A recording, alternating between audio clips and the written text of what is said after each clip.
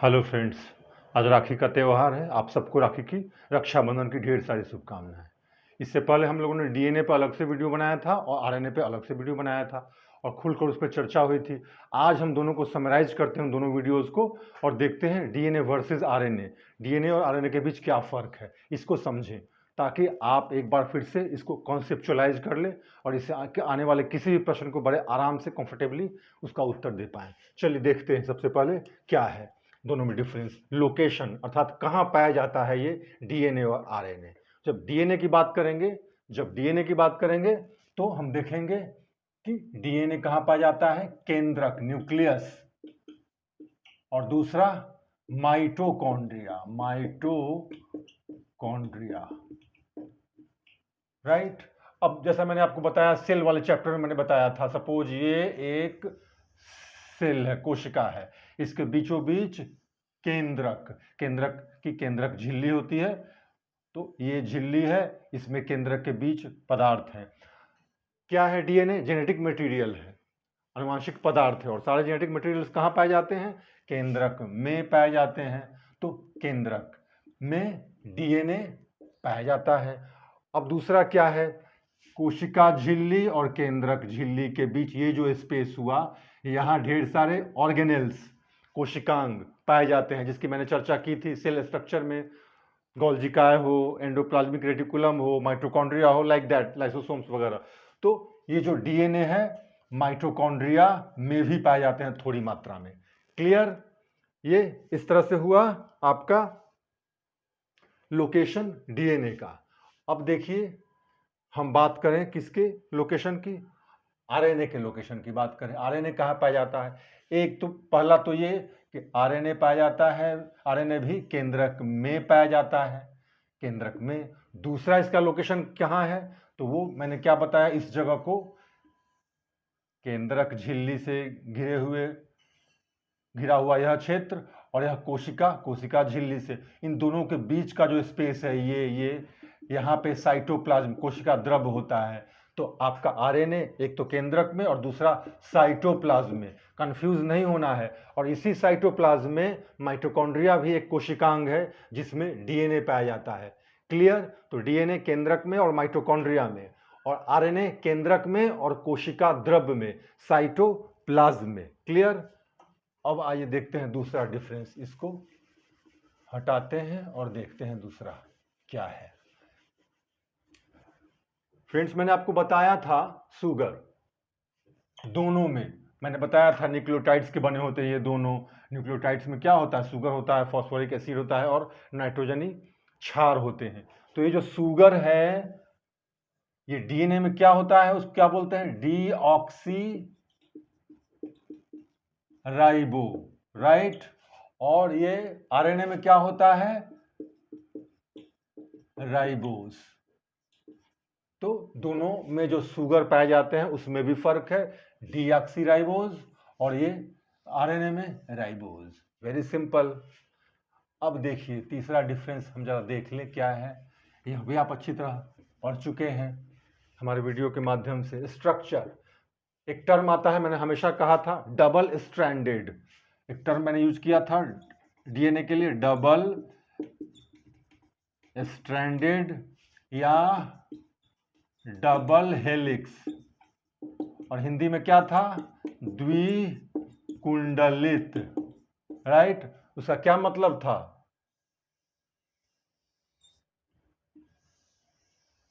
यह मैंने स्ट्रक्चर बताया था आपको। देखिए, एक स्ट्रैंड ये हुआ, दूसरा स्ट्रैंड ये हुआ, यही है डबल हेलिक्स। डीएनए क्या है? डबल हेलिक्स, डबल स्ट्रैंडेड, द्विसूत्री, या हिंदी में इसको द्विकुंडलित बोलते हैं। सिंपल्स मैंने आपको दिखाया था, ये इसमें बेस होता है 4, दोनों हाइड्रोजन बॉन्ड से इस तरह से बंधे होते हैं, एडेनिन, गुआनिन, थाइमिन, साइटोसिन। खैर, हम उसकी बात यहाँ क्यों करें, पहले फिलहाल हम बात करें इसके स्ट्रक्चर की। डबल स्ट्रैंडेड डबल हेलिक्स अर्थात दो सूत्री, इस तरह से कुंडलित नुमा, आप देख ही रहे हैं। अब हम बात करें किसका? आरएनए का।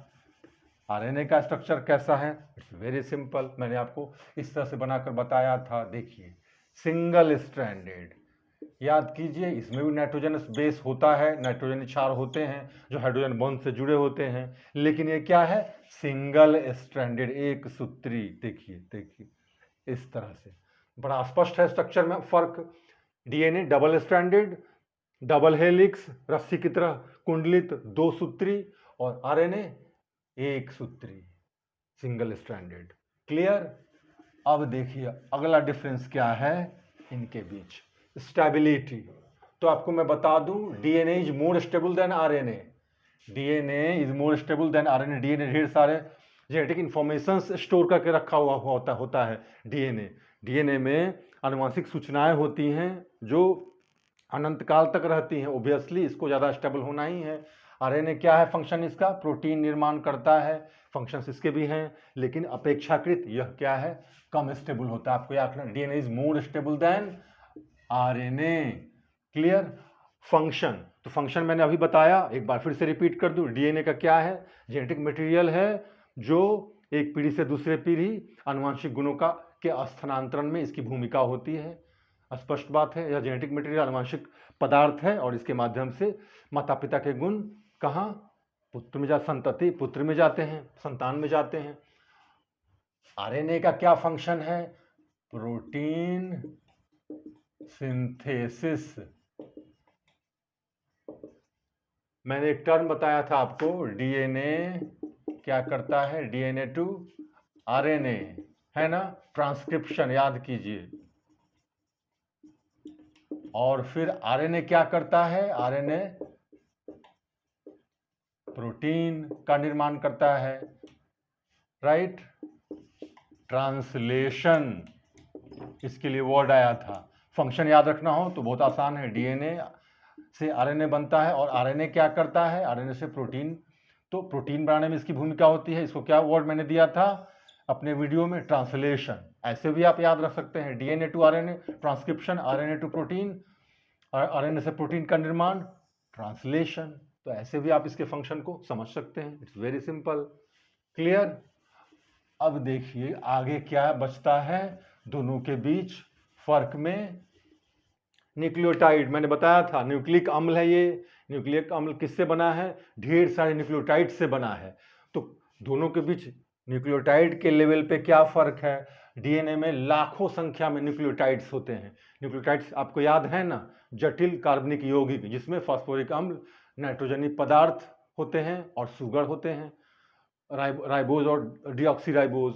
तो डीएनए में बहुत बड़ी संख्या में न्यूक्लियोटाइड्स होते हैं, आरएनए में अपेक्षाकृत इसकी संख्या 1000 में होती है, इसकी संख्या डीएनए में लाखों में होती है।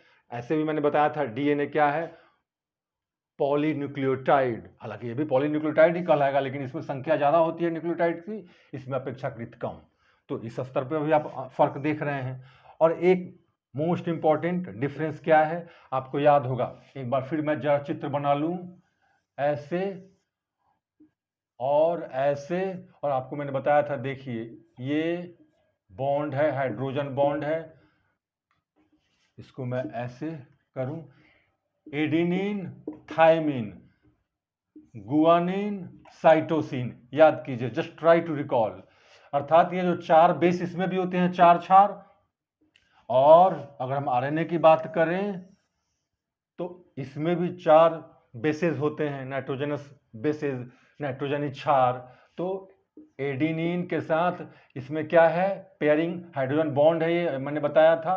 और ये जो है थायमिन, यहाँ पे थायमिन ना होकर क्या होता है, यूरेसिल होता है, यूरेसिल।